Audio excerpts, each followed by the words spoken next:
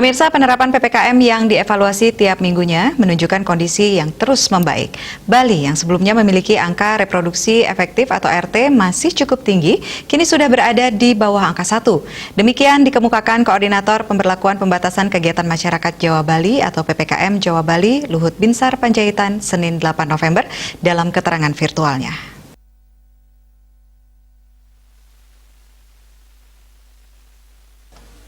Dipantau dari Denpasar di kanal YouTube Sekretariat Presiden Luhut yang juga Menteri Koordinator Bidang Kemaritiman dan Investasi ini mengatakan reproduksi efektif RT di Jawa Bali ada di angka 0,93, sedangkan di Bali mencapai 0,97.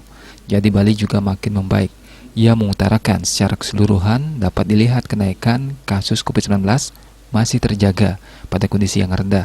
Kasus konfirmasi di Jawa Bali terus mengalami penurunan hingga mencapai 99% dari puncak kasus 15 Juli lalu.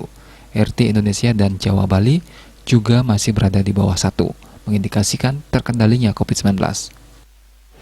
Penerapan PPKM yang terus dilakukan dan dievaluasi oleh pemerintah tiap minggunya memberikan dampak yang tetap terkendali dan terus membaik. Hal ini dapat terlihat dari situasi pandemi COVID-19 yang terus terjaga pada kondisi yang rendah.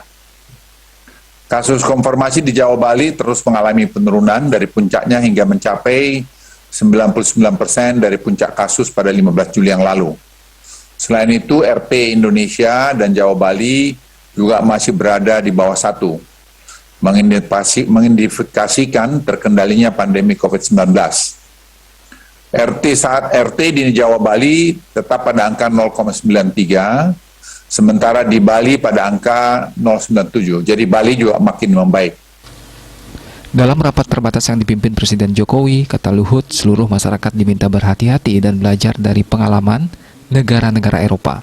Menurutnya, negara-negara Eropa yang mengalami lonjakan kasus harian cukup besar akibat lalainya masyarakat menerapkan protokol kesehatan. Ia pun kembali menyampaikan bahwa penerapan protokol kesehatan dan kehati-hatian harus sangat tinggi. Pihaknya mendapat laporan dari epidemiologi bahwa tingkat kematian juga sangat turun. Demikian juga jumlah pemakaman itu sudah sama dengan sebelum pandemi. Diah Dewi, Bali Pos melaporkan.